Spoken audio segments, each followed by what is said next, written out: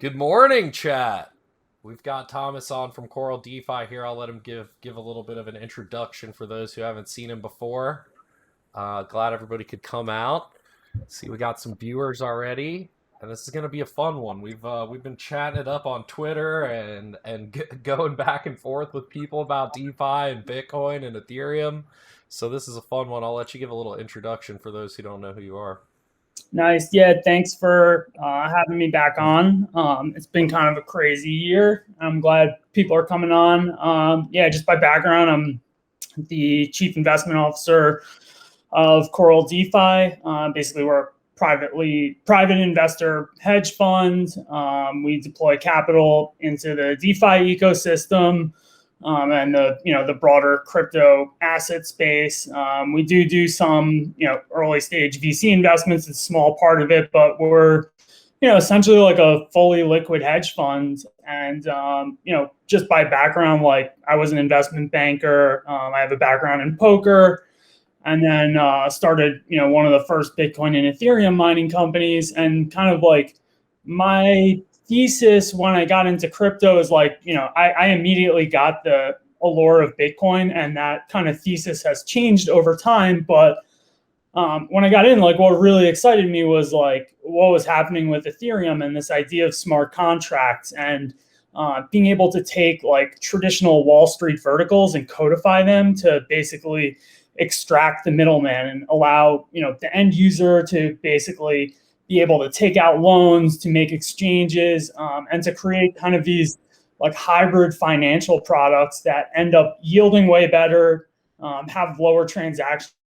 fees, and happen within the time of a single block. So kind of just from my viewpoint, what I've seen is this was like a pipe dream. We started seeing like the early stages of it in 2016 and 2017. But I've always kind of had an eye towards like the day that these platforms would exist and that people would be able to use them easily. And I think there's still like a long way to go in terms of building out the DeFi ecosystem. But kind of with the emergence of like Uniswap and Compound and a lot of these other platforms like YFI, like we're finally hitting that point where it's like, okay, if you don't want to bank through like the traditional banking system, like here you go, you have another option. And kind of with that, at least from like an investment perspective, there's a lot of like asymmetric opportunity that emerges when you're in kind of a new space like this. So that's kind of my background. Absolutely, man. It's an interesting way that it all kind of like comes together from like traditional into mining, and then like you kind of see like Ethereum growing and smart contracts and like watching it all grow. I didn't have like the peace of mind. I guess like I kind of saw it and then got scared out in 2018 and like put everything away, and I couldn't stick with it. Yeah, well, like to your point, like very basic things that people needed, like were starting to be built then. But really, I think kind of like the hype and the valuations got ahead of the reality. So, um, like as someone who was using MetaMask in 2016 and 2017 compared to today, like it's so much easier today. And even like using Uniswap or SushiSwap today compared to what like Bancor or AirSwap was back then, like it's a totally different ballgame. And so yeah, like I like to say Uniswap really was like it really changed everything, even though they built upon something that happened previously, which was Bancor, like that idea and those like deep liquidity pools. They really kind of changed like everything for being able to trade all of these different pairs of assets. Absolutely. It's become a lot easier to just kind of get out there and do it. It's a lot. I know it sounds weird as hard as it is to do anything right now, but it is a lot more user friendly than it was before. What do you think about like the why BTC versus Ethereum? Like why is it so split? Why is there such hard camps on either Mm, end? yeah.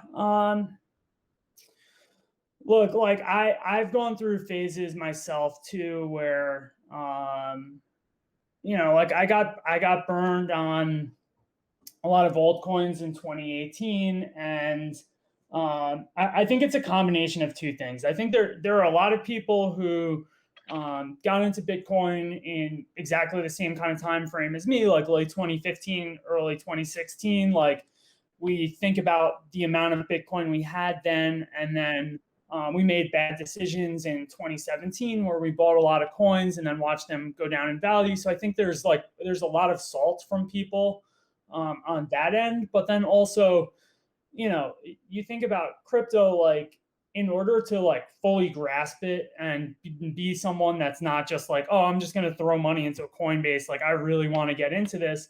Like, I don't want to say you have to be kind of like whacked in the head, but like you have to have somewhat of um, like a, um, like a Like non-conforming mindset. Yeah, like you have to think outside the box, or you have to be kind of like an anti-government person. And so, naturally what that leads to is like you have a lot of people who have like borderline cultish behavior.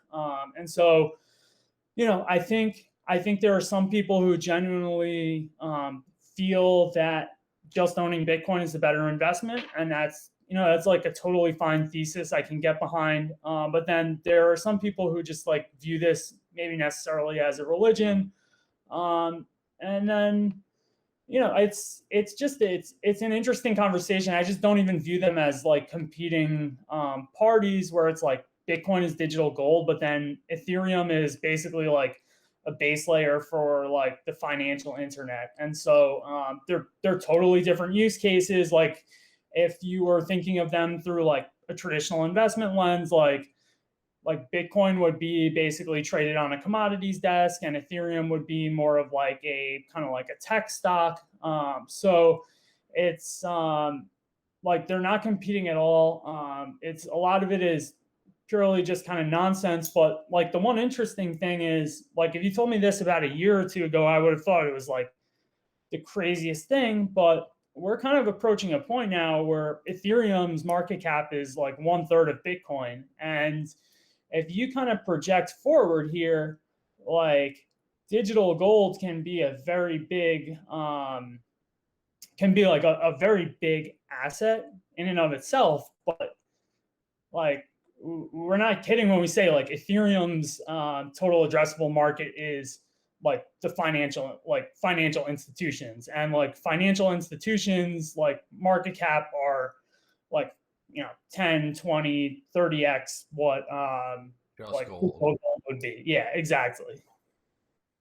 That makes sense. And like myself, from like an outside standpoint, like I'm still getting Bitcoin, like I still mine Bitcoin, and I'm just wrapping it and putting it on Ethereum to use in the financial world that's being built on Ethereum. Yeah, exactly. You can just think of Bitcoin as like the ultimate collateral asset, like with quantitative easing, with low interest rates, like obviously you want to own Bitcoin. It's like the non-sovereign store of value, but um, you know, like holding Bitcoin and just letting it sit there, like while that I think is still like a plus EV strategy, like you would be silly not to take, that Bitcoin and leverage it to, generate additional yield in DeFi. And like the one stat I bring up in a lot of like calls and meetings is like less than 1% of Bitcoin is like wrapped on Ethereum right now. So if you are someone with a lot of Bitcoin, like, and you think you're too late to like this DeFi boom, like you're absolutely not. Like there will be cycles, and maybe we have a drawdown, but like this is honestly just the very beginning of it, because like I said, only 1% of Bitcoin is like made its way over to Ethereum, and that's like these people are already in the industry. Think about all the people who are like just getting in now that are buying Dogecoin and Shiba and all this other nonsense. Like they're multiple steps behind. So it's kind of this like natural process of like going one layer deeper. Absolutely. I'm like slowly teaching friends myself right now. Like they're all hitting me up about their investment in Doge, and I'm like, please sell, like look at Compound and Wi-Fi and like all these things being built on Ethereum, and I'm finally getting some of it to like tick over, you know? So you like see that growth happening with people. And I went through it myself, you know. I was probably trading tons of altcoins back in 2018, and that's partly what let me let go of Bitcoin and Ethereum because I had no idea really what I was doing, you know? Yeah, speculation is a use case though. So like I think anybody who got into Bitcoin, like their first thought when they got into Bitcoin was like, hey, I'm gonna make like a quick 2x here. And that's okay. Like that's fine.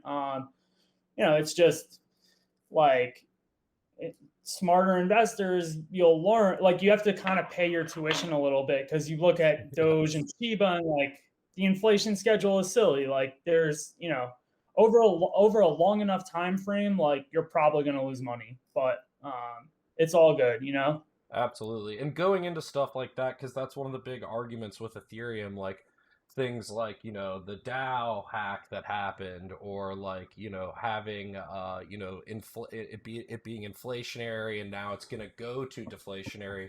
What do you think about like the monetary policy of ETH? Does that affect your investing thesis at all? Yeah, I mean, I think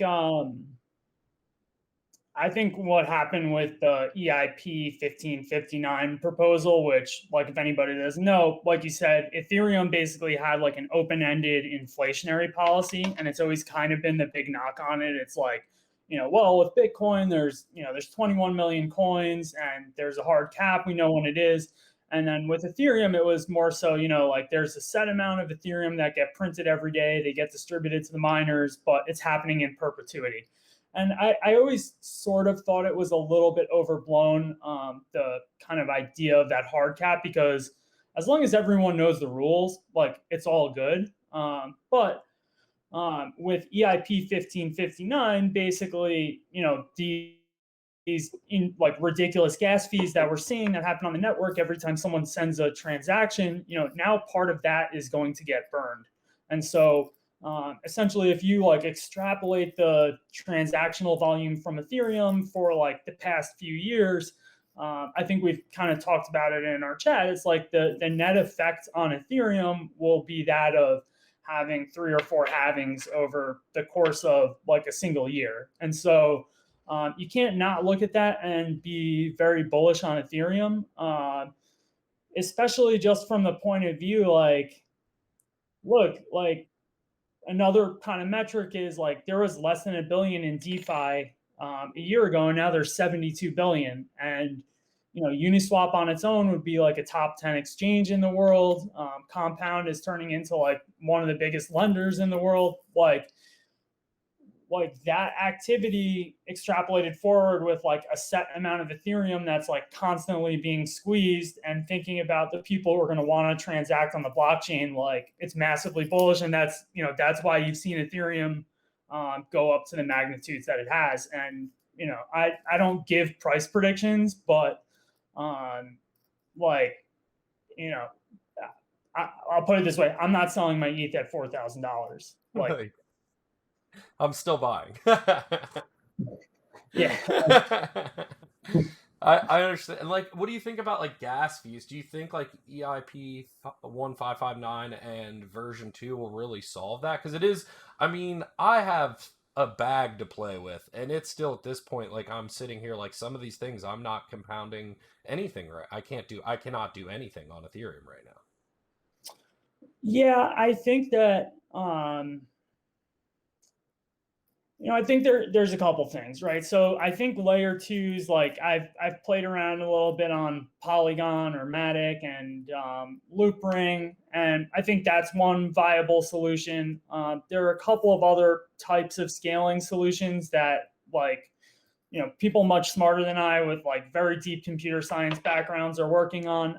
I think kind of just the crux of the problem here is that there are too many people transacting for like a set amount of blocks, and that is obviously an issue. But like I'll take that issue compared to like pretty much every other layer one blockchain, except for maybe like Binance Smart Chain, where there's like literally no transactional volume. And so, when you hear those ones, they're like, oh, like Ethereum gas fees are so high, et cetera. It's like, well, come on, guys. Like that's because everyone is using it right now. Like that's a good problem to have. So I just, I think forward, and like I can't see how that won't be solved. There would be probably like kind of this, this growing period of pain. But at the same time, look, like even if it doesn't get solved, like nobody has any right or any promises that like they'll be able to use the Ethereum main chain. Like Ethereum itself can still be very valuable while having only like whale transactions on the main chain. And I know it's not that kind of like inclusive mindset that we like in crypto, but look, like if Wall Street firms and like big asset managers get involved here, like look, if all that transactional volume happens like on the main chain and then everyone else is forced to play on like a layer two, like that is sort of just how it crumbles out. And but again, my point is like there's so much volume and there's like it's so far and ahead like the best or like the most used blockchain at this point that like all of these complaints about gas fees and stuff, like while annoying, it's like this is a sign of like a very good problem to have. Of use, yeah. That Yeah. that makes a lot of sense because any other chain right now that says they're going to solve the gas fees, they don't have the use to prove it at this point. It's like, yeah, you can have cheap gas fees when nobody's using your network. For example, like we're just talking about a different animal. Like, yeah, the gas fees are low, but like you have 21 validators and like they're all controlled by like, Binance entities. So like, like the nice part about Ethereum is like the censorship resistant and like at least for now backed by like a proof of work network, which in and of itself, like as someone with a mining background, like it's very costly to run these machines. And so everyone hates the miners because they collect these gas fees, but like they're providing the service and the security that like is sort of required for a lot of these transactions. So kind of is what it is. Is layer two just like I haven't really looked into it much. I hold some Matic and I probably should look into it more, but like is it just like batch like servicing? So you do all your transactions on Matic and then they'll batch it onto the layer one at some point? Yeah, I think there's that. And then I think there are some of them which just actually like run as if they're their own blockchain, and then like the security behind it is the Ethereum network, but not every transaction like goes onto the main chain. You need someone much smarter to explain the computer science angle behind it, but also like the other thing that we should talk about is like Ethereum is going to proof of stake at some point. Like it'll be a slow transition, but that also should kind of help the transactional capacity of the network, as well as it'll probably be like a pretty good investment opportunity to earn yield on your spot ETH. I've heard like are there places where you can stake your ETH now and wait? I've heard. Is that true or not true, or do you need to wait until version 2 comes out? Do you know about that? There are places to stake your ETH now. One of them is staked. I think Cream Finance has an ETH 2.0 pool, and then I think Stakehound as well. And if you are in the fortunate situation of holding like 32 ETH on your own, you can do it yourself. But I should brush up a little more on exactly the timelines of everything behind this, but there are opportunities to earn yield on spot ETH, but then also like you can just kind of do what a lot of people are doing and just use it as like a collateral asset. Yeah, that's what I've been doing so far, but I am interested in staked ETH. Do you think like staking as a service is going to be a big business, especially with like, needing 32 ETH to be able to stake? That's going to get harder and harder every day. So, is that Yeah, like a viable business in the future, you think?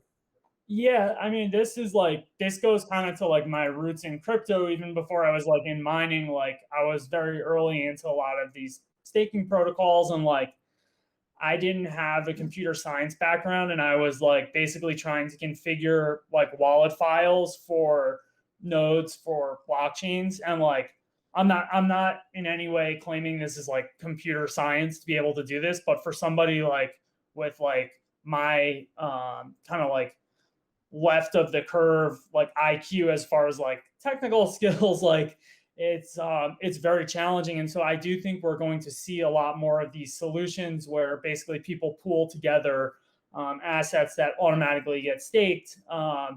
I'm looking like right now, like Stakehound, for example. And then actually, I'm definitely need to give a shout out. Like one of my favorite projects in the space is X Token, and they provide a service very similar to this. And it's actually the reason it's way better than kind of any of the traditional ones of like, Staked or Stakehound is like, you literally just, if you have Aave or Bancor, like you literally just trade your Bancor for X Bancor, and that token basically represents a share in an asset that's like already been staked. So it's like complete staking as a service, but in like the package of like a tradable asset that automatically like accrues and claims the distribution. So like when I saw that solution, I was so pumped because kind of seeing how that particular industry has evolved to like that solution, it just made me like very happy. Yeah, I hold some XTK, and I really like their like XAve, X1 inch, like you said, the XBNT, X synthetics. And I've been pitching it to friends too. That's a great shout out. Like not only is it staked and they're compounding it for you, but all your taxable situations are handled. You only have to deal with buying and selling, and I think that's going to be revolutionary going forward as these like regulators really start to like peer into all this and watch everybody's accounts. I don't think it's really happening right now, but it's coming, you know? Yeah, I agree. I think we're in kind of this sandbox for at least maybe like the next couple of years where like we're all having our fun, but eventually, enough money gets into the space, and bigger players feel threatened, and eventually there are going to be some like regulatory implications of what kind of goes on here. But at the same time, like the nice thing about Ethereum and a lot of these DeFi protocols is like, let's say Uniswap adds like a KYC element to it, like probably overnight you'll see another fork of Uniswap that doesn't have a KYC element, and maybe they block US investors, maybe it ends up being a company that's like in like Malta or something like that. But it's going to be, I think it will be relatively difficult for them to kind of regulate the DeFi space, unlike with the ICO kind of boom where it was like you had companies selling tokens and like specific people behind it. Like some of these protocols like Alchemix, it's like the guy's name is like what, like Pebbles or something. Scoopy Trooples, I love it. Like, it's like an anonymous guy on Twitter who's definitely using a VPN. Like, good luck shutting that down. Like, yeah. What do you think about that, like anonymous founders and stuff like that? Because going back to the 2018 and 2017, all the ICOs and all the scams and stuff, like how do you mentally get through anonymous founders and still be able to like look at a project, yeah, I think it's really cool. Like, I think that if I in another lifetime, like I'm very much of the vibe of like the anonymous founders, because I think it creates kind of this like dichotomy where people get judged based on the merits of their ideas. Like, when you see like my profile picture on Twitter, like there's automatically connotations that like come with that. It's like, white male from New Jersey, like people make assumptions, and I'm not saying it's good or bad, but it just this idea of like judging people on the merit of their ideas is very useful. But I agree with you at the same time, like it does kind of make some scams easier. The way I go about it is like, at least from like an investment perspective, like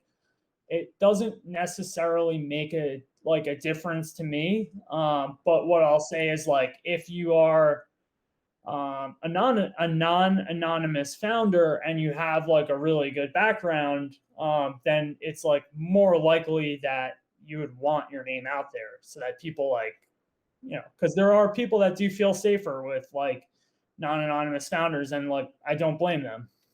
Yeah, I think it's kind of something people are going to have to get used to moving forward in like the internet age. Like, before the internet, you had to meet everybody, and now it's like with the internet, people can be anonymous and still do business across the world, no problem. Yeah, and I think you can judge people like, I think you can get a lot of insight from about a project by like going into either like their Telegram or their Discord or following them on Twitter, and all of those things like you can really like learn about the character of people. Like, I went into, there's like one project in particular which has been like ripping over the last couple of months, and like I went into their Telegram, and it's a non-anonymous founder, um but like you just go into the Telegram chat and it's basically like literally everyone in there is like when token listing on Binance, like when do my tokens unlock, like why did why is the APY so low on this, and like of course there's going to be some of that noise in every group, but like my investment thesis for DeFi is like I'm looking for projects that have like really sticky capital, and like when I'm farming something, like I have like a group of other people that are like willing to do farms where like we come in on the same page where we're like we want to hold this coin for like the long term, like we might take some cash off the table, but like this is not purely like a cash flow play for us, like we want to like support this team, and we'll do the liquidity mining, like we'll provide like assets for different pools, and like that's very much how I viewed like how we approached like the X token pools is like we're going to do the liquidity mining and try and earn as many of these as possible, but like we're also going to like support the like their different products, and yeah, so Absolutely. And I feel like that's a lot of people that are kind of getting in on these projects don't really understand the liquidity mining that's going on and kind of how it operates. And I don't think they understand like the tokenomics of like they need to wait through some of this liquidity mining to like go down. And you like I've been trying to explain to some of my friends like you're going to see a lot of rollover from people mining, like I was explaining in Alchemix. Like right now I feel like gas fees are so high, there's no real buying pressure coming in from the little guy, and all the big guys are compounding away, putting selling pressure on any of these newer tokens like that, really. And you just need to wait. You have to be patient and wait it out, and let the buying pressure come in as word about these projects grows and as they prove themselves. But people don't want to listen. They want Dogecoin returns and Shiba returns and SafeMoon returns, yeah, it's like that's why I kind of it's a little bit annoying, but like or I guess my viewpoint has changed. I'll say it this way: my viewpoint has changed where like initially when I like got very into like yield farming and liquidity mining, I was like I hate these projects with the lockup, like let me just get it all right away. And now actually like when I do see it, like it actually, one, it doesn't bother me, but two, it's like it's actually good for us because like I only really want to put like significant like capital into projects that I believe in. And if it actually has the effect of like, say the tokens only vest over 6 months or like 6 weeks, it'll actually have the effect of like keeping the pump and dump people out of it, which is good because like then that means like there's more yield for me, as well as like, you get the more right people involved. yeah, you get more long-term capital coming in instead of somebody just trying to farm and dump and run, when the yield's over.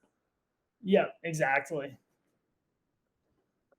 How do you think like DeFi is going to compete with traditional finance? Do you see like bigger banks are going to just come into DeFi and we'll do it through them on layer twos and stuff, or Do you think this is something that'll eat it up? Some of the big guys will fall apart. Some of them will get it and get in. How do you see it playing out? Yeah, I think so like I have these conversations with different investors, like basically through the whole chain, right? From like, you know, I talk to guys who are like retail traders like very frequently, all the way up to like, people that are like pension fund managers, right? And so, um, you know, when anybody kind of is introduced and for the first time, like they go on Compound or they like go onto Uniswap, they're immediately like, oh my God, like this is really cool. And the one kind of thing that like is really, really appealing from an investment perspective, especially to like bigger players, is the fact that like the risk-free rate, and I say risk-free because like your money is on like nascent like financial technology and a blockchain. So like it's not risk, it has like the platform risk and software risk, but in terms of like just holding like a dollar denominated coin, like the risk-free rate you get on your USDC is like, varies from like 9 to 13%. And that's immediately very attractive to a lot of bigger players because like they're getting sub 1% in like money market accounts. So in terms of like layers of adoption, I feel like the first big use case or like the first big adoption will be like, not necessarily public companies, but like private investment funds. I'm thinking like, your point 72s, like Millennium Management, kind of some of these bigger hedge funds, which are like managing their own capital, like they will get involved on Compound and other platforms, and basically like use it as like a kind of like a treasury float to be able to like basically get like like a yield on their dollars. So like that's like the first layer of adoption that I see. And then from there, like, I think we'll kind of just continue this process of where we are, where like I'm very bullish on the larger crypto ecosystem in terms of like eating up a lot of the assets in the world. And so, like, as we grow Bitcoin from being like a $1 trillion asset to call it maybe like, 10 or 15 trillion, like all of that wealth will be serviced within DeFi, is kind of how I see it playing out. Yeah, makes sense. And like, how are you like, other than, the people and the team, like fundamentals? I love that everybody throws around the word blue chip these days, like it just got applied to crypto, like it's been around for 30 years, you know? Like, what are the so just some of the fundamental things you look for when valuing these blue chips? Yeah, it's funny, like, YFI is a blue chip and it's like less than 1 year old. Yeah. Like it's already gone up, it's gone up and down like 80% in value like two times. So like that's considered a blue chip. Um yeah, I mean it's a combination of things like it's like, primarily you have like the use case, right? So like um, how easy is it to understand the use case? Like how easy is it for something to be integrated? And like one good example of that is like, Curve on the Ethereum chain, or like Nerve on Binance Smart Chain. Like they do one thing really well, and that's like allow you to swap one stable coin for another with like minimal slippage. And so like that would get a checkbox on like use case. Then you look into the team behind it as well as the community, kind of like the token supply behind it as well. And then, you also have to think about things like how hard is it to, like, how hard would it be to replicate this and then just lower the fees. So like, one of the projects that I really like right now is like, I really like Sushi Swap, and I like it for a couple of reasons. Like, it's gone through a lot of adversity where it was a fork of Uniswap. Like the initial founder basically like rug pulled everyone by selling his tokens, but then the community basically rebuilt the entire project from scratch. They have kind of like a cash flow element to it where people earn a portion of the fees, and like they've built out a really impressive platform where you can do like yield farming directly on it. I'm pretty sure they're going to add like a lending and borrowing platform on it as well. So it's kind of all those factors like in one, but then, the other side of it as well is like thinking about like you kind of do like, I don't want to say like valuation because all the valuations are kind of silly, but it's like, how valuable can the upside of this actually be? Like, so I think about it as like, is Curve as like a stable coin swapping protocol? Like, is that a like, is that like $100 billion ceiling, or can that be like $1 trillion product? And so those are the kind of things you think about. And then like the other thing I do kind of across like all assets that I own, and it's just kind of been through experience and it's worked for me, is like I always run through the scenario of like if um, if nothing bad happened to this project and it went down 75%, like would I be happy holding it or buying more? And so that's always kind of like the final thing I think about, which is like, because that keeps me in a mindset of like not trying to make like short-term decisions, as well as like it really tests whether like my thesis and like the research I've done is like actually like sound. Yeah, that makes a lot of sense. I've never really thought about that. I'm going to start using that in my own kind of questioning of myself. I like that a lot, actually. Yeah, I got it from a really smart real estate investor. So It makes sense. It makes a lot of sense. One question from the chat here. Trade on sushi or any in DeFi? Oh, wait. What tools do you use to analyze on-chain data for DeFi protocols? yeah, I mean, I think Dune Analytics is kind of like the out of the box solution. It's I'd say like on the technical scale, it's probably like right in between, but sign up for like a Dune Analytics account and then search like particular projects you like, and then the other tool that's really good is Nansen, where you can basically track like wallet flows and the buying and selling on particular tokens, and then what else? Like I like Parsec as kind of like the Bloomberg like in a box like screen snapshot. So like one of my monitor pages is like Parsec, which basically will show you like the like total like the TVL on pools. It'll show like your top 10, 15 positions pricing. And then yeah, so those are probably like the like on-chain data things that I look at. And I would say like compared to other people, um I'm less sophisticated than a lot of the other people, I think, in terms of like um how deep I can go on like data analytics. Yeah, same. It's amazing to me how some people can dive into that stuff and like extrapolate all this information about like what's happening on the chain at the moment is like it's like the Matrix to me. I'm just seeing numbers on a screen at that point.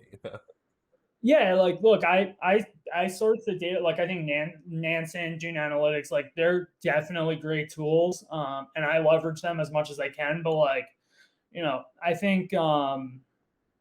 I think there's a lot of ways to be successful in investing and trading, and maybe this is just like a blind spot. Like I would definitely like to hire like a data scientist or somebody who has that skill set. So like if that's you, definitely hit me up because I'm looking for it. But like my kind of, I guess like my competitive edge as like an investor, I think is like I have a really good network. I get really good deal flow. I surround myself with like extremely smart people. And then I also think I'm like really good at catching on to like trends, like I can see um I can see things early. I can like understand the traction and think about where they are going forward. You can spot where the puck's going, not where it's at. Exactly. Yeah, I think that is very important. Like, looking at some of the deals, I'm like, oh my, this is going to be huge when people find out about this, you know, versus like, and I guess that's kind of like a lot of the things is like this all leads back to how all of this is like a good kind of like how people can separate and look into like if you take any of the stuff we've talked about and apply it and look at like Doge or any of these altcoins that people are getting hype about, it's like, oh, none of this passes the smell test for anything we've been talking about, which is kind of funny, you know. Yeah, it's a lot. They're playing the lottery. Like I don't think there's like a single core developer working on Doge or like a single GitHub like repository in like months. But you know, again, like we said, like what you know, the one thing that's like always like blows my mind, and maybe it's like maybe it shouldn't be surprising, but it's like this unit bias where like people love stuff that's like super cheap. Where like Yeah. you know, in 2017 it was like XRP, and like I can't tell you the amount of people who, especially in the past like month or two, have basically been to me like I literally had, well, okay, separate point, but yeah, it's like the low numbers, like those kind of people don't pay attention to the supply, but then on top of it as well, it's like, you know, there's so many people. You have to be very careful who you take advice from and who you surround yourself with. Like we're both kind of more experienced in this now, and like, you know, I think we've surrounded ourselves with like really smart people who like we don't even have to worry about these conversations with. But like one of my friends, he's like a realist, like a really very sharp private equity investor who's done like extremely successful in like the traditional world. Like he's been around in crypto for like 2 or 3 months, and I had been telling him to buy Bitcoin now for like 5 years. Dude like doesn't listen to me. Gets involved in crypto like 2 or 3 months ago, and basically starts telling me, like he basically sent me a message and was like, Ethereum is going to zero because XRP is like including smart contracts. And I'm like, just like, you know, like the arrogance of this comment, it's like, it's not an ego thing, but I'm just like, dude, like, Yeah. Just give it a few months. I feel like everybody has to do that trial by fire, especially with crypto, you know. The way I think it comes back to what you said earlier, like the way people traditionally like get into crypto, it kind of lends to a different mindset, you know, and you're like searching for something different. And now that Bitcoin and Ethereum's so big, you're like, well, I just want to find something else that's, you know, gonna be different and big, you know, and you like try and search, and I feel like you need to get burned to, you know, to kind of come back to it all, you know. I agree. I mean, look, dude, XRP is probably still my single greatest trade. Back in 2017, I was basically able to like support myself for a couple of years off like that single trade where I bought in like sub 10 cents and sold it all for like, I don't know, like over $3. So, and yeah, like just talking out loud here, like that's one of my blind spots. Like I came on your stream and like I don't even know when was it, October, November, and like we were talking about Cardano, and like I was just so quick to dismiss it, and I should have listened because like I don't, you don't, at least like maybe not with like you know like managing outside capital, but like at least for myself, like sometimes it's okay to spot a trend and not necessarily like fully believe in it, but have like a short-term thesis and like go with that. Right, just like like just the news and the hype around it was just so big and growing that it was just kind of like a trade. And like I sold about half my Cardano bag. I still hold a bunch for the pool. I think it's, you know, as I play around with Ethereum, the things that I hate about Ethereum are like promised with Cardano. So it's Right. like every time I'm like, God, these fees are so high. I can't wait until it's like Cardano. But then most importantly, like some of the like little things are like, you know, having to even have Ethereum to pay gas fees gets annoying. Sometimes I like to just click the max button and hit trade and not have to think about saving, you know, some Ethereum. So like things like Yeah. Babel fees on Cardano, where you're going to be able to use any token to pay your fees, seems really interesting. And you know, having a pool, our pool needs a lot of work. God, our dev needs to work on it for sure. We're having a ton of trouble minting blocks on our end. And I'm not like that tech savvy person to really do it, you know, but seeing all the pooling happening and that stuff actually happening ahead of Ethereum, it's like maybe there is a twinkle here, and even if anything is as Ethereum goes up, this gets pushed up with it because they are ahead when it comes to having pools available. And I know there's obviously no, I've looked at it myself, like I've watched transactions on the Cardano network. There's like nothing happening. So there's no real pressure for the fees to go up. So I'm interested to see what happens and how it all kind of shakes out. If they can get smart contracts and kind of get them moving, I do think we are headed towards like a multi-chain world. I don't think it's any one chain wins, at the end. Yeah. I mean, that's worth talking about. Like, that seems to be the kind of big thing at the moment, where like there are a bunch of layer ones launching. Like, today we saw like Casper launched, and like shout out to like one of my really good friends and a guy who, like, when I first came down to Puerto Rico and still is like kind of, I wouldn't say took me under his wing, but he's like a very good friend of mine and like very involved with the project. Scott Walker, like Casper launched today officially, so like congrats to them. That, like, I know a lot of work went into that, and I have like a couple of friends that work there. So like, yeah, Casper launched. You have kind of like Solana is out there now. Binance Smart Chain launched. You have Terra. So like, there is a mass flux of like new layer ones coming right now. And if you think about it from a usability perspective, like, like for our fund, like right now I'm managing wallets across like 5 or 6 chains. Like, there's got to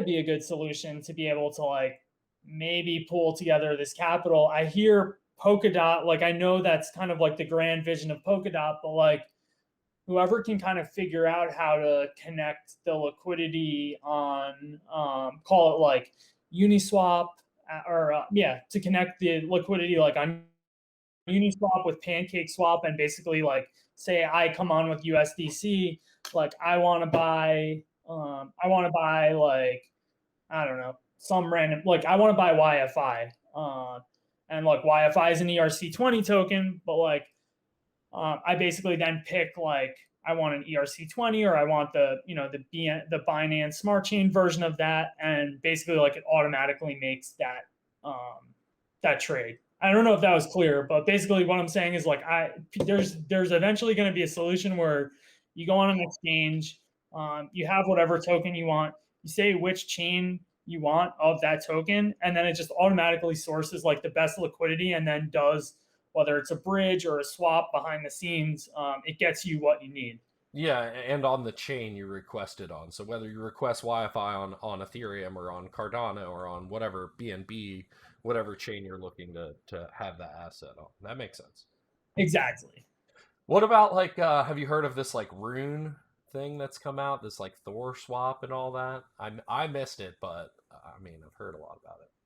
Yeah, I mean, I've been following it forever. I'm sort of like definitely a level of salt on it, just because I've known about it for so long, and like I just didn't do anything. Same. I do need to take another look at it though, just because the people that are involved and are like very vocal about Rune are people that I respect very much, their opinion. So I've cost myself a lot of money by not paying attention to that. It's that's definitely one thing I've noticed. I've started to see a lot of people I respect like talking about Rune. So I'm like, I need to take a second look at this, because the way I thought about it is I looked at it as like they were doing two trades. So like say you wanted, to trade Ethereum for Cardano or whatever it is. It trades your Ethereum into Rune and then that Rune into Cardano, and it was like a two trade thing. So I was like, what's really special about this? But I guess I don't really understand the bridging that's happening there between Rune and both the other chains, that I probably need to understand a little better. Yeah. Well, it's like, I don't know. There's all these kind of blind spots because so, like one of the problems that I was having for a while, and it's unfortunately was why I was not as early as I would have liked to been on a lot of the Binance Smart Chain pools, was just like, one, getting like a full KYC account on some of these platforms is like an enormous pain, where like their support teams don't help, etc. But like that's kind of like a separate point. But like being able to move enough money from, and maybe this is like kind of a like bigger book problem, like maybe it's not individuals wouldn't face this, but basically like I couldn't get money fast enough and in enough amount from Ethereum chain over to like Binance Smart Chain. And so like the guys from the Nerve team, which is like the stable coin curve swap on Binance Smart Chain, like they basically created their own bridge where you can kind of like go around the whole KYC process and just like send money across chains. So like that was really cool. And that again, that's like to my point where like, you know, the feds will come and pressure Uniswap for like KYC, and someone will just create something that like basically throws the middle finger to like the regulatory bodies. Right, right. And I think the regulators are having such a hard time understanding the internet, and like it's just not, it's not feasible to do, which I think is interesting. Like I think we finally gotten to this point where like people are kind of throwing it back at the government here, and this whole like who was on CNBC this morning saying that in 15 years the dollar is going to get, depegged as the world currency. Like that's Wow. crazy to hear in the news this morning, and if that happens, then like how does government collect taxes and spend like there's going to be a massive change coming, and I don't think people are really, especially the older generation that's in power right now, are really awake and understand the internet. You like listen to all these, you listen to the Senate interviews with just like Zuckerberg and all them, and they're like they don't even let the people answer. Like they're not even looking to learn. They just want a yes or no and to shine, and they don't even they're not even capable of understanding if those guys gave them a good explanation of what's Yeah, going on. it's all theater. Like that senator was like, how do you make money if you run a platform that doesn't charge users? And Zuckerberg just like literally laughs in his face. It's like so funny. Or it's all theater. Look, like I am not a political person, but I hate as like an entrepreneur, I hate wasteful spending, and I hate like the misallocation of resources. And what I mean by that is like I hate when people have like incumbent power and are able to make like decisions even though they like consistently make very poor decisions.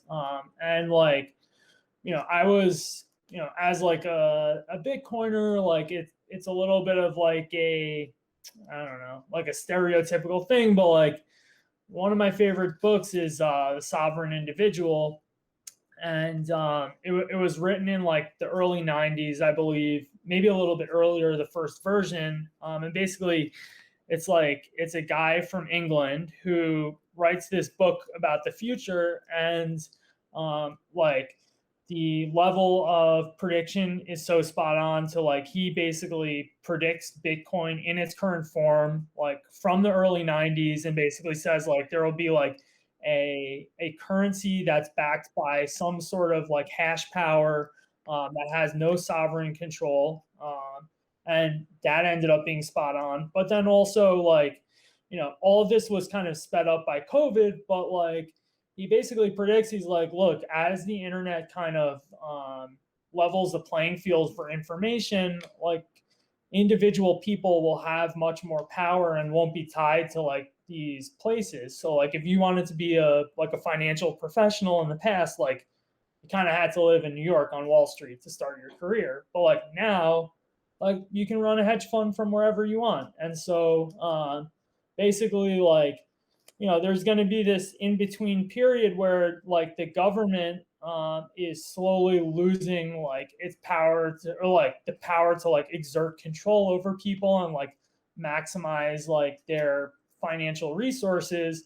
But then at the same time, like, people have more freedom. And so like, look, that's like partially kind of like this mindset and this thesis is like one of the reasons why like I did ultimately like decide to make the move to Puerto Rico, where like look, like I just I never thought I would end up there, but like look, I can live wherever I want now. Like, why not make money where I'm like kind of maximizing like my personal gain, and then I can use those resources to like create the change I want in the world.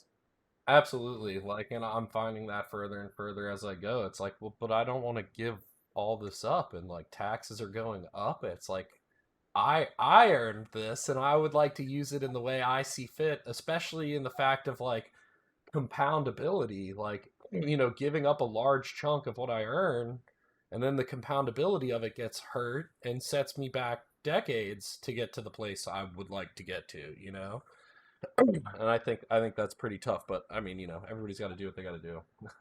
Yeah, like, dude, I'm all on board with paying like fair share of taxes, etc. But like, it's this whole mindset of like, we like from the top down. It's like, when a business transaction happens, like the customer is taxed. The business pays tax on their profits. The business then pays tax on like what they pay to employees. The employees pay tax on what they earn. Um, the employees then also like you pay a tax then on Everything you buy. commissions from the business. You pay a tax on like any capital gains you take. It's like literally any financial transaction, like you're paying a tax. Like it's we talk about like income disparity and like the problems happening in this country, and it's like there is your problem. Like if you're a middle class person you like our definitions of middle class are so wrong. Like you can make $500,000. It sounds like very obnoxious, but like you can make $500,000 in New York and live like not an extravagant lifestyle and actually not be able to save that much money. Like I'm not saying me because I think my spending is like pretty good, but like I see it happen. Yeah, cost of living is so high and people don't understand it. Like, and I first didn't really get that. I grew up in Cincinnati, Ohio. We're pretty median income. But when I first started traveling for work and going out west and like seeing like gas be triple the cost, a couple states away is just crazy to me. And like you really do start to see the effects of how somebody could earn twice, three times, four times as much as you and still be kind of in the same financial rut, just depending on where they live. And I think that you're right that that's part of the internet's beauty now is it's bringing up that freedom to be able to travel and get away from that stickiness, but also be able to participate in whatever economy it is that you're looking at, industry you're looking to participate in. Yeah, 100%. That's like, that's another thing that's like so cool about DeFi is like we were talking about with Alchemix, it's like, it's two anonymous founders. Like, for all we know, these guys could be living in like, I know they're not just because of like the accents and like the way they talk, but for all we know, they could be living in like rural Africa or like, India. Like who knows where they are. And it's this like there's this beauty to it where it's like, again, you're like not necessarily judged on like your background, but like the quality of your code, the quality of the products you build, and like your ability to convey that message.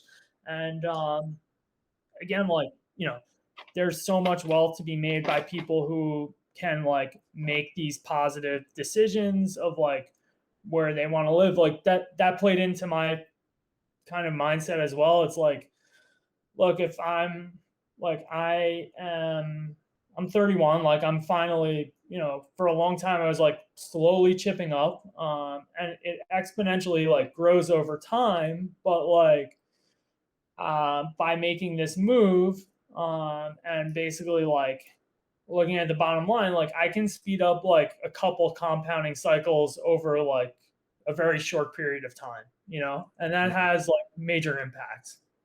That's exactly what I'm thinking about in my mind is, that's my exact problem. And are what is it like? Does PR like is it they're not a state, obviously. Are they a like a what is it, like a colony or whatever? What do we call them? Uh, I don't even know. It's like it's a U.S. territory. It's a You can travel territory. without a passport. Are you I'm still going to be a citizen of the United States? Like, how does that work with that? Yeah, you don't have to give up your passport. You can be a citizen.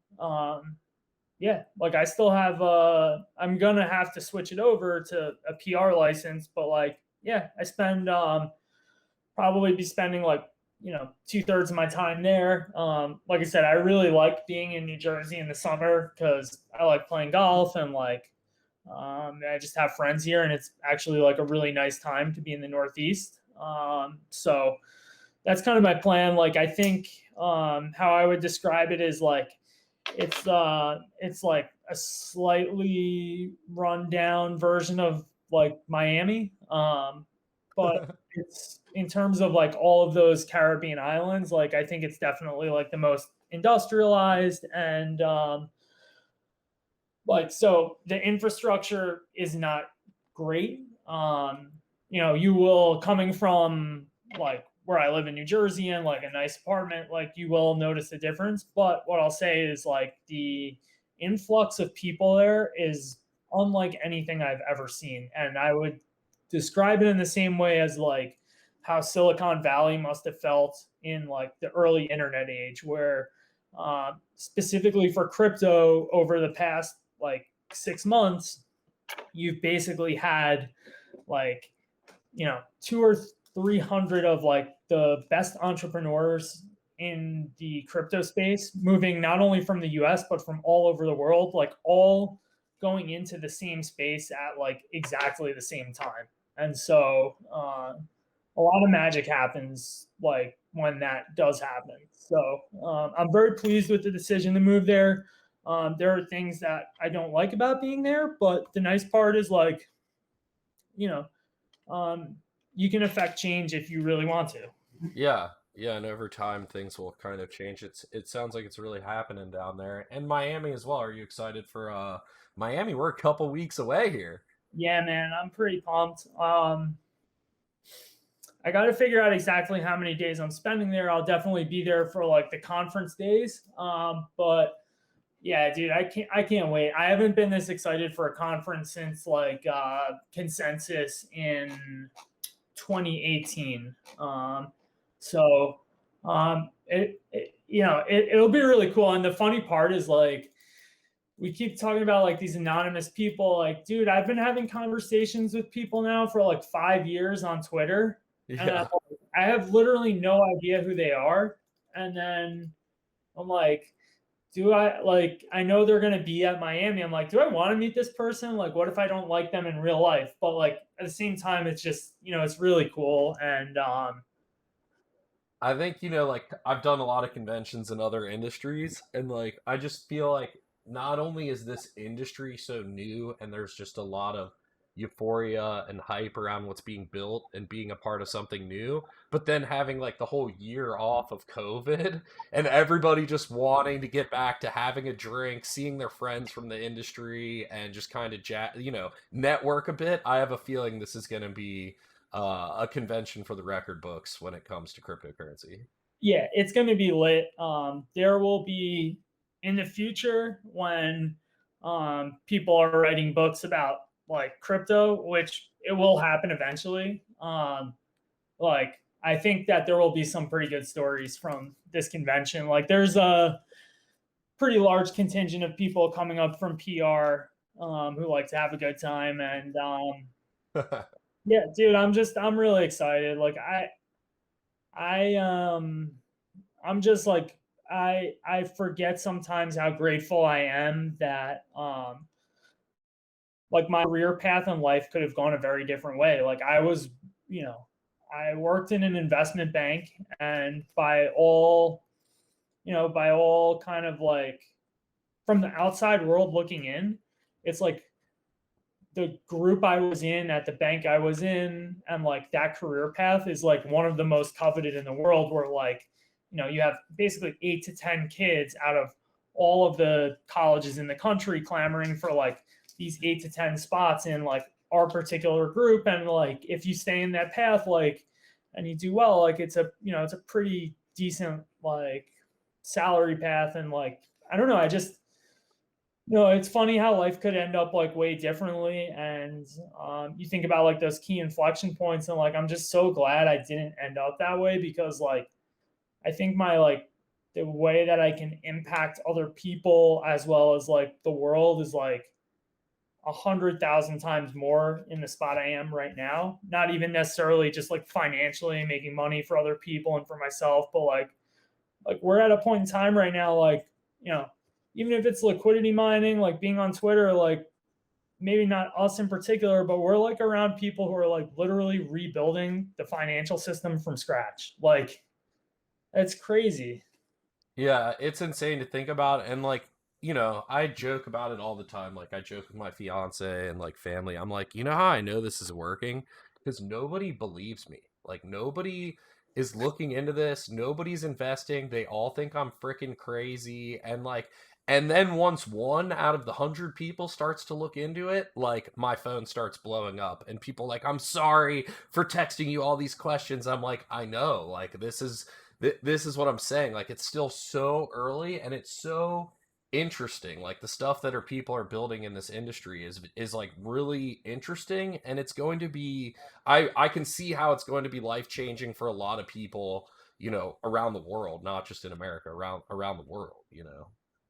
Yeah.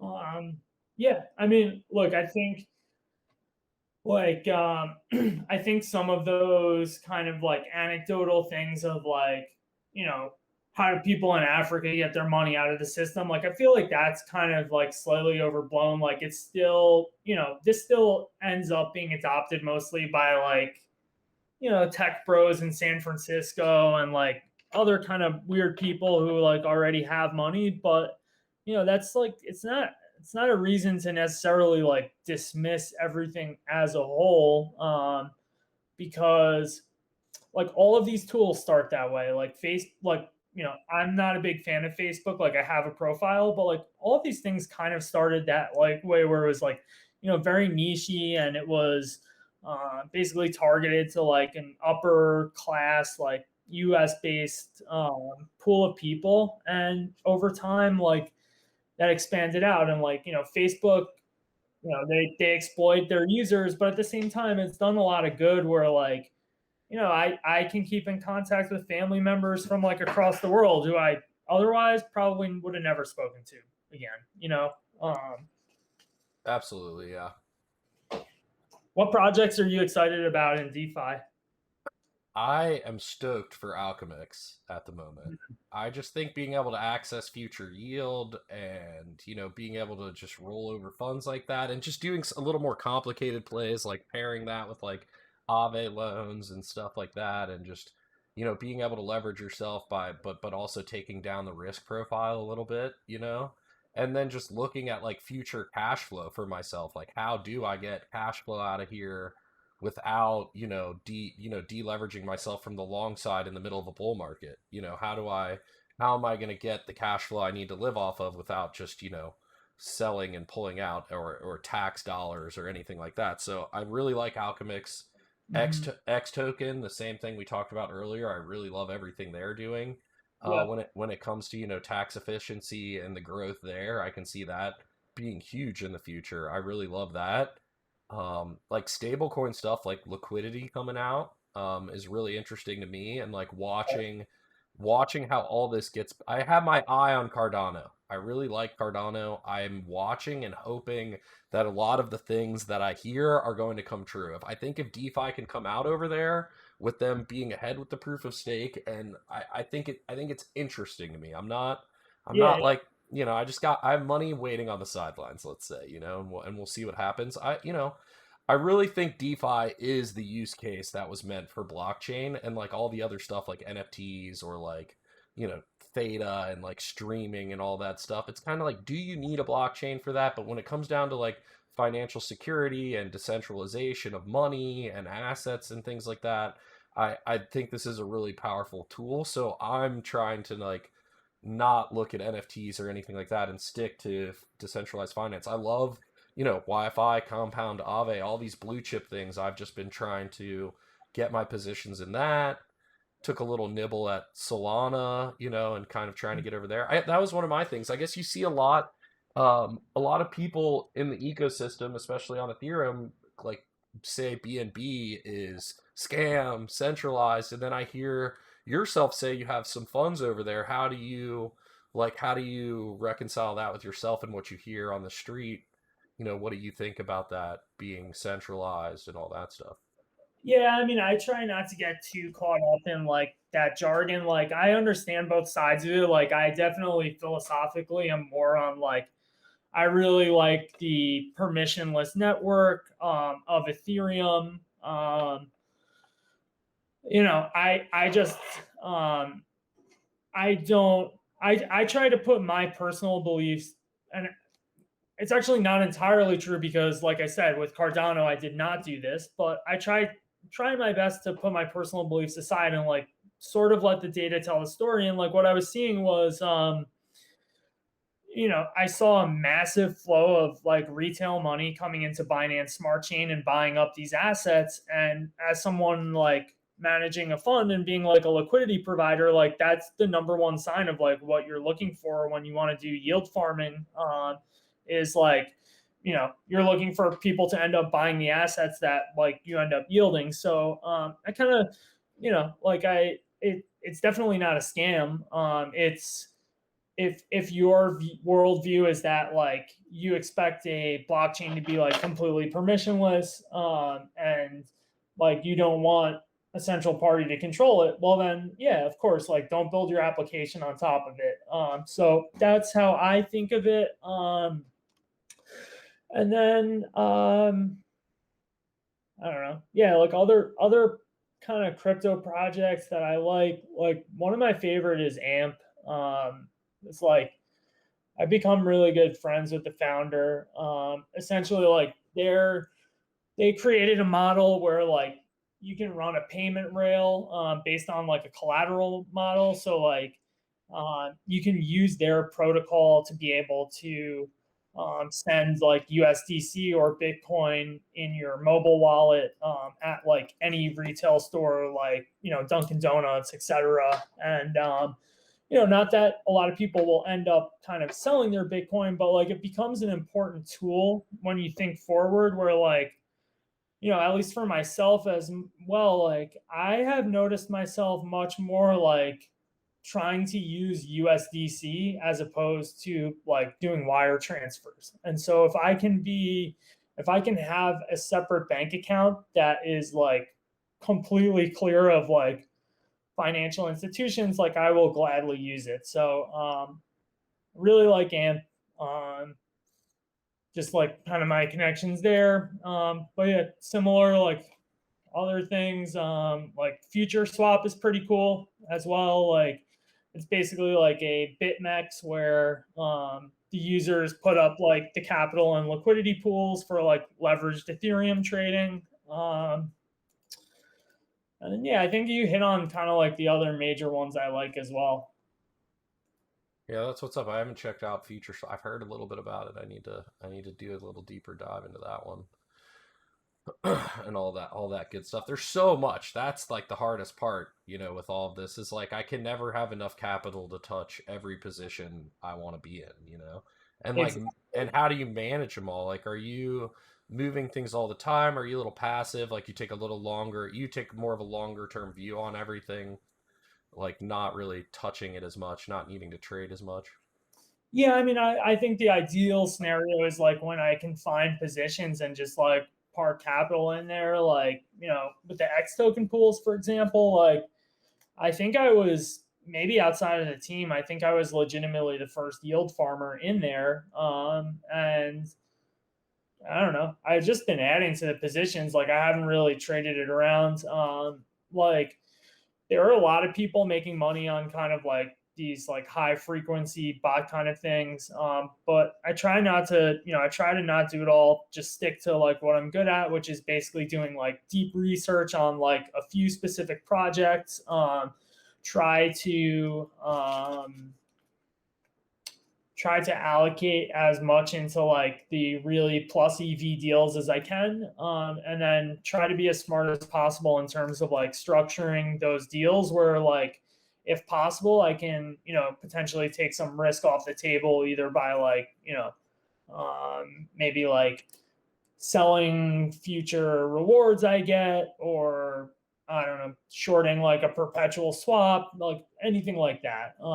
So more so on like the passive side, but I do think like projecting forward, like everything's going to kind of come to a hybrid model where like, being a yield farmer and like I'm building up pretty big bags of like, some of these tokens, and like I want to be helpful and support them because if I can make their projects more valuable, like that ends up net affecting me. So that's what I mean, kind of like a hybrid model where it's like, you become a nice part about liquidity mining in a lot of these cases is like you're actually earning stakes in the network and like you're now part of the community and like you can choose to do nothing and just let other people do it. But by nature, like I don't like doing that. Yeah, you can also, hop in and get your hands dirty a little bit and help build the community as well. Yeah. I've been loving like hopping in the discords of all these and like XTK, X Token and Alchemix discords. I've learned so much just being in there talking with everybody and like kind of, listening and just reading other people's questions and stuff. Like that's one of the things I've been looking for more lately is like active communities. I think is super important when I'm like vetting what I'm going to do. Yeah, I agree. I mean, look, like some of the best performing projects over time, like they all have really strong communities. So like Cardano has a very strong community. What is it? Chainlink, those people are absolute fanatics. And then you can even characterize like Bitcoin and ETH that way. Like, you have these Bitcoin people who are, they're obviously like maximalists and like there are varying degrees, but like these people like are legitimately like, I think they would die to protect like the Bitcoin network. And to me, that's nuts. But you kind of like to see it because You those need people it. are not going to sell. Like, Yeah. Yeah, you need all versions of it for it to work out, that's for sure. Man, we rocked over an hour here. I think we covered some really good stuff today. That was a well, great coverage here. Any like final thoughts on the way out? um, I mean, I think my best advice, and like probably no one will listen who hasn't done it, but like get your hands dirty. Like this stuff is like, I hate when people use the term expert. I think I'm like slightly advanced with this stuff, but like, dude, like I have no idea I have no idea what I'm doing. Like this is all so new. Like there's no competitive or there are slight competitive advantages, but like there's so much that's yet to be discovered, and there are so many kind of strategies and opportunities here that like you'd be crazy not to get involved. But again, like I said, just get your hands dirty. Like all of this seems very like esoteric, and it's a lot to digest, and it seems very complex when you're reading about it. But like with anything, like just go do it because once you make your first once you exercise your first loan on Compound, like I dare you to come back to me and tell me that like that's not a revolutionary product because I've taken out loans on BlockFi. I do it like quite frequently, and their process is pretty good, but go do Compound then after it and tell me which one is better. So Yeah, it's like it's a kind of click of a button and you wait for 5 minutes. yeah, it's crazy. And Yeah. look, you can borrow, like if you have the collateral, you can borrow 50 $100 million on Compounds in 20 seconds, like for $40 in gas fees. Yeah. It is amazing. It is amazing to watch it all grow. Where can everybody find you? Coral Twitter, DeFi, Twitter? TMCG89, and then we have at Coral DeFi account. Trying to build that one up as well. So I appreciate a follow on both, and yeah, dude, thanks for having me on. I Yeah. always appreciate it. We will definitely do this again, man. It's always good talking to you, and we'll definitely hang out in Florida. Sounds good, man. I'll see you there. Yep. Thank you for watching the YouTube videos. We really appreciate it. Don't forget to hit the thumbs up button, subscribe, comment down below, help us out with the YouTube algorithms. And we're live 5 days a week on Twitch, 7 a.m. to 2 p.m. EST. Come check us out. Thanks for watching.